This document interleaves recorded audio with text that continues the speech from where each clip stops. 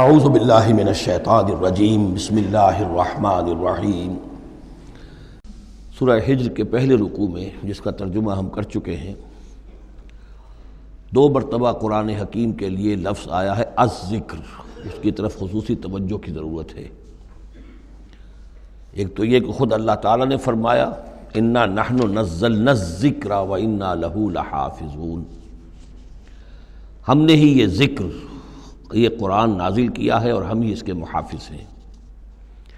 اور ایک مرتبہ آیا ہے کہ جو آپ کے مخالفین تھے اور جو استہزاء کر رہے تھے، انہوں نے مذاق اڑاتے ہوئے کہا یا ایھا الذی نزل علیہ الذکر انک لمجنون، اے وہ شخص کہ جس کا گمان ہے کہ اس پر الذکر نازل ہوا ہے، ہم تو سمجھتے ہیں کہ تمہارا دماغی توازن ٹھیک نہیں رہا، یا یہ کہ تم پر کسی آسیب کا سایہ آ گیا ہے۔ یہ مجنون کی وضاحت بھی سمجھ لیجئے، مجنون جن سے بھی بنا ہے۔ جن کہتے ہیں عربی زبان میں مخفی شے کو، اس لیے جنین کہلاتا ہے وہ بچہ جو ابھی رحم مادر میں ہے، جو نظر نہیں آتا، چھپا ہوا ہے، معلوم تو ہے کہ بچہ ہے، پیٹ میں ہے، لیکن یہ کہ جنین ہے، وہ ابھی وہ چھپا ہوا ہے۔ اسی سے لفظ جنت بنا ہے۔ جنت جو ہے زمین کا وہ ٹکڑا ہے جس پر خوب درخت ہوں، پودے ہوں، گھاس ہو، تو زمین چھپی ہوئی ہو، زمین ڈھکی ہوئی ہے، زمین جو ہے نمایاں نہیں ہے۔ جنت وہ ہے۔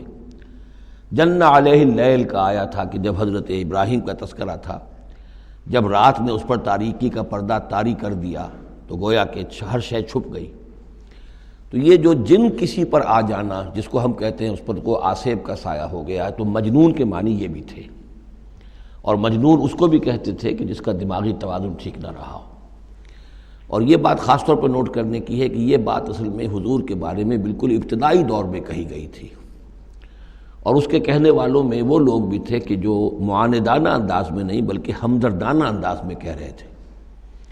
یعنی بالکل شروع میں جب حضور نے دعویٰ کیا نبوت کا اور فرمایا کہ اس طرح میں تھا وہاں غار حرا میں، اور وہاں فرشتہ آیا ہے، جبرائیل آیا ہے، تو بہت سے لوگوں کو گمان ہوا کہ معلوم ہوتا ہے کہ کوئی بدروح، کوئی آسیب کا سایہ ہو گیا ہے انہیں۔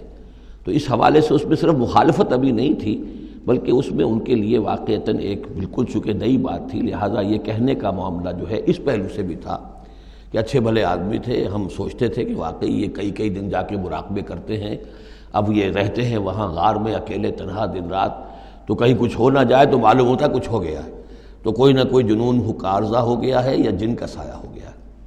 تو اس لفظ کو بھی سمجھ لیجئے، اور جو بتانا تھا وہ یہ ہے کہ سورہ نون جو کہ بالکل ابتدائی دور میں نازل ہوئی ہے، جس کا نام سورہ قلم بھی ہے، 29ویں پارے کی دوسری سورت، اس میں بھی یہی بات جو ہے کہی گئی ہے۔ اسی کے حوالے سے میں آپ کو بتا رہا ہوں کہ یہ سورہ مبارکہ جو ہے بالکل ابتدائی دور کی صورتوں میں سے ہے، اسی مشابہت کی وجہ سے۔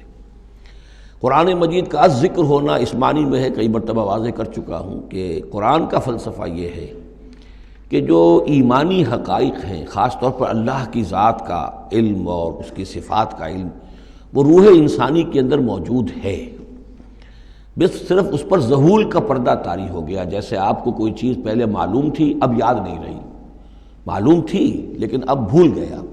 بھولنے کا مطلب کیا ہے کہ وہ آپ کی یادداشت کے ذخیرے میں کہیں نیچی اتر گئی ہے۔ وہ حافظ خانہ جو ہے، ہر انسان کی میموری جو ہے، اب اس کے نہ معلوم کتنے تہہ خانے ہیں، ان میں کسی نچلے تہہ خانے میں جا کر چھپ گئی ہے، وہ آپ کے شعور کی سطح پر نہیں ہے۔ تو کوئی چیز جس کا اس سے تعلق ہو، وہ اگر سامنے آئے گی تو فوراً وہ چیز یاد آ جائے گی۔ ایک دوست سے سالہ سال ہو گئے ملاقات نہیں ہوئی، کبھی خیال بھی نہیں آیا، بھول گئے آپ اس کو، لیکن اچانک کبھی اس نے کوئی رومال آپ کو دیا تھا، کوئی قلم دیا تھا، آپ نے ٹرنک میں رکھا ہوا تھا، ٹرنک کھولا، وہ قلم یا رومال دکھائی دیا، فوراً دوست یاد آ گیا۔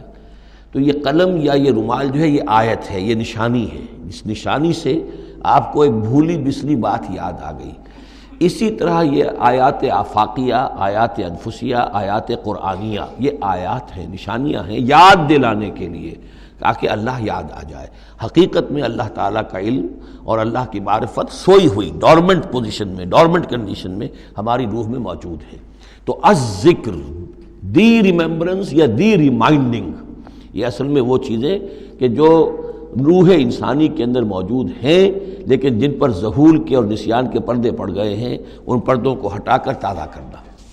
صدق اللہ العظیم۔